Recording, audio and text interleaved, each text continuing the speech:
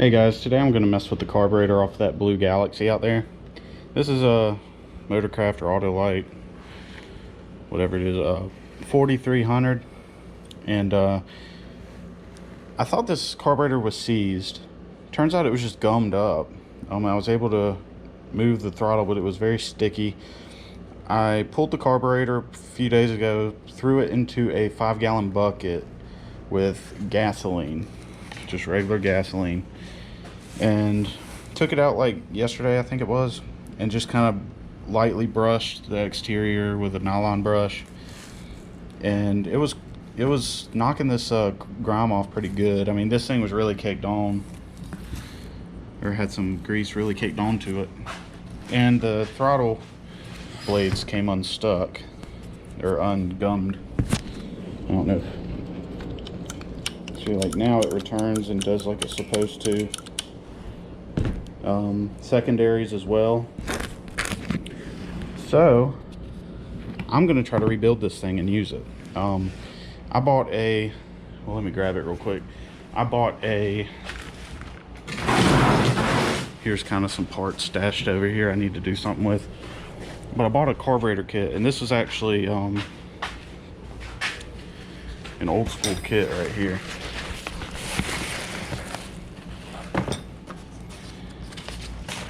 So this is an original Ford thing. Here's the part number. So according to that number on the box, this is about from 1970. So this is an old school kit. Hopefully the rubber pieces and all in there are still usable. So got a good deal on that. That's why I'm using it.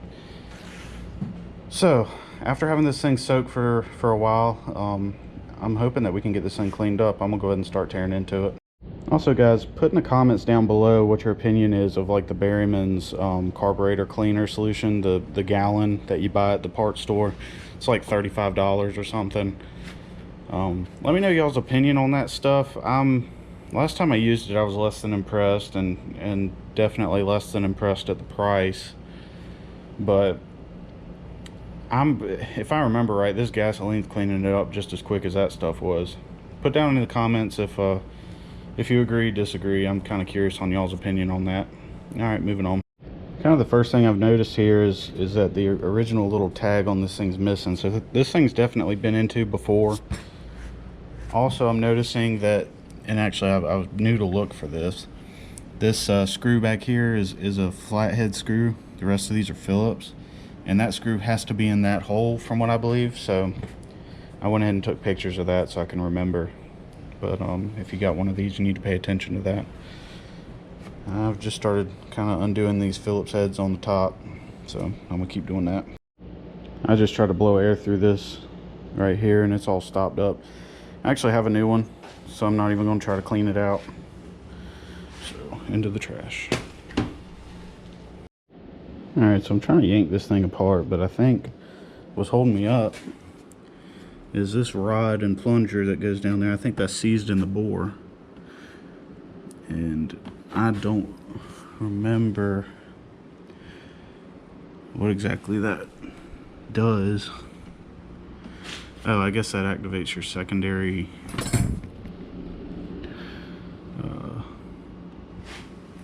something to do with the secondaries.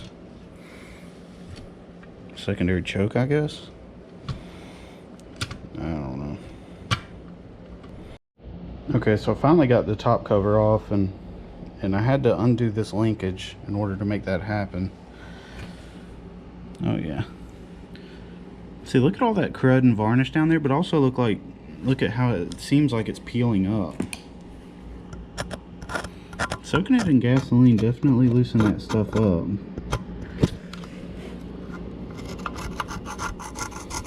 So yeah, we're gonna be able to clean up that bowl. But as you can see, it definitely needed a rebuild / cleanup. I wonder if what the condition of our floats are.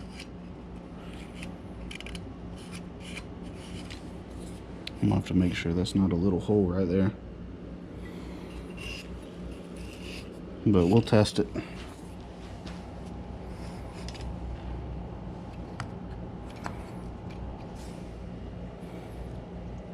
So the accelerator pump is seized in the bore, and this little doodad is seized in the bore. So we're gonna have to see if see what we were gonna do with that. Looks like they got this thing capped off back here. I guess that's just a vacuum port. I saw on some of these they've got like an idle adjustment, big screw sticking out the back. So that does look like it's meant to be a vacuum port. So maybe we can come up with a better cap though than whatever this is. And looks like we got a little check weight here that we need to get out. Found this little pen magnet here. That would help if that was magnetic. I guess it's magnetic, it might just be stuck. So I'll just have to pick that out of there. Alright, I finally got this plunger out. Just had to tap on it with a hammer and chisel, just, you know, pushing it down in there. It kind of broke the rusty seal on it and it came right out. It looks like there's a spring right here. Yep. So that, good thing that's in good shape. I don't know if my kit comes with new springs. I've been having a heck of a time getting this little check ball out. I've been putting a pick under it. I turned the carburetor upside down. The thing doesn't want to just fall out. It's moving though. It's just being a little stubborn. I'll get it though.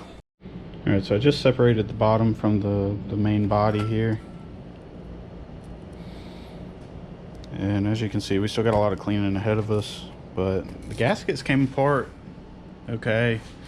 They're hard and brittle and everything, but I mean, obviously I'm replacing them anyway. But something else I was noticing is I've heard that these were not blocked off from the factory. This actually used to have two fuel inlets here, and one of them was triggered when you needed a little bit more fuel at higher speeds or something. I don't know. But this one's got a plug in it, so I was kind of prepared to solder it. That seems to be the common thing to do, is plug that or solder it. So don't have to solder. I'm happy about that. I'm not great at soldering. Still need to test my floats and take apart the needle and seat assembly. This is a weird carburetor, guys. Let me know if y'all like these things. Alright, right now I've got this main body in here in this little tub. And what I'm doing is I'm sticking a little piece of wire through these little nozzles for the accelerator pump. Making sure that's clean. It was stopped up. Now I spray some brake clean through there. Should finish cleaning it up. I've cleaned up this bowl about as good as I can. It's hard to get into some of these places. But it's definitely coming along. So I'm happy with the progress. Alrighty, I'm gonna keep at it. Got two more pieces of the carburetor to do this too. So I was blowing on this vacuum port trying to figure out why it stopped up. And it looks like to me maybe Ford,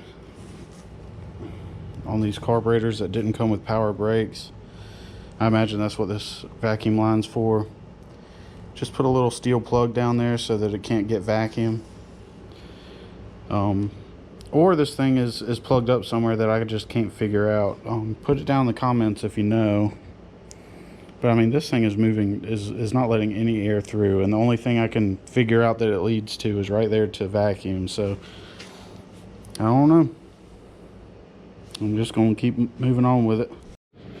Alright guys, so spent some time just cleaning passages and spraying brake clean through there, and I came across my accelerator pump assembly here, and am I crazy or is that leather? I don't know, can y'all see that where I've torn it? This does not match up with the new piece.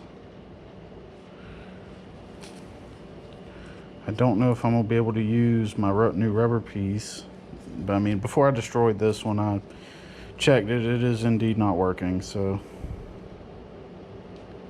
that's a new one for me. I've never seen a leather I guess that it wouldn't be cardboard. I don't know. Put it down in the comments if you know what the material that is. It's also got a spring on it. It's just weird. Alright, so I've come up with a concoction of O-rings, and one O-ring and one of these like little rubber bands that I'm pretty sure is not safe for gas, but I mean, it works. Check this out.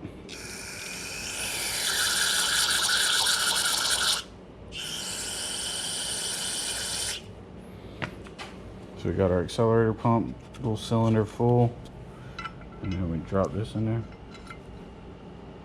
and it works. Oh, our little ball came out, but you get the point. So we're gonna try it. I'm gonna slap this thing back together. We don't even know if the 390 is any good. I just want something that'll kind of work for now. Alright, y'all, I'm pulling the plug on this one. I was just tightening down the power valve thing, and the threads were feeling weird going in, but it wasn't cross threaded. I knew that because I started it by finger, and it got a little bit of tension on it, and it kept doing that, and then releasing tension, and then releasing, and it never had enough tension on it though for me to think that there was, you know, it was all the way seated. So turns out the threads are stripped on the hole there, and I don't think I just did it. I think that's been a thing. Could have been why this thing was running so rich. I don't know if you remember the spark plugs were all black and sooty and stuff. So I'm pulling the plug on this one. We're gonna put something more modern on it. So several things about this thing I'm just not liking when I'm looking at it, including this accelerator pump doodad. Obviously I'm using parts that aren't really meant for gasoline, and so I'm just going to throw it back together, probably end up selling it on eBay and getting a Edelbrock or something. See, now I bet what happened is my rubber band soaked up some brake cleaning. Now it won't even go in there. So yeah, these parts aren't meant for this. So that's that. Thanks for watching. I guess, you know, it's good to have it cleaned up, sell it to somebody, but I mean, it's the strip threads. It's really going to be a parts carburetor for somebody. But that's that. Put a fork in her, she's done. So have a blessed day, y'all.